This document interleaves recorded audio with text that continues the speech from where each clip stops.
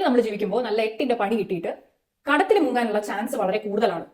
ഉദാഹരണത്തിന് നമ്മൾ വേറൊരാൾക്ക് ഡാമേജ് ഉണ്ടാക്കുകയാണെങ്കിൽ നമ്മൾ അവരുടെ ഡാമേജിന് റെസ്പോൺസിബിൾ ആണ്. നമുക്ക് ആദ്യം ഒരു എക്സാമ്പിൾ എടുത്തിട്ട് നോക്കിയാലോ.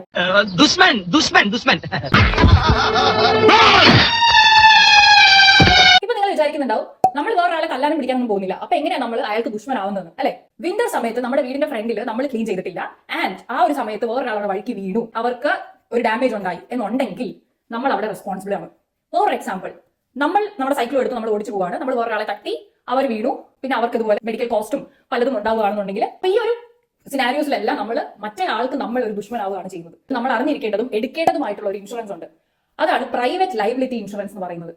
ഇതിനെ ജർമ്മനിൽ പ്രിവാറ്റ് ഹാഫ്റ്റ് ഫ്ലീറ്റ് ഫെർസിച്ചറും എന്നാണ് പറയുന്നത്. ഈ പേര് കേൾക്കുമ്പോൾ യെസ് നമ്മൾ എല്ലാവരും ഞെട്ടും, പക്ഷേ ഇത് എടുത്തിട്ടില്ലെങ്കിൽ ഉണ്ടാകുന്ന സിനാരിയോ വളരെ വലുതായിരിക്കും. വരുന്ന റീൽസിൽ ഡീറ്റെയിൽ ആയിട്ട് ഡിസ്കസ് ചെയ്യാം. അപ്പൊ നിങ്ങൾക്ക് ഇൻട്രസ്റ്റ് ഉണ്ടെന്നുണ്ടെങ്കിൽ ഫോളോ ചെയ്യാം.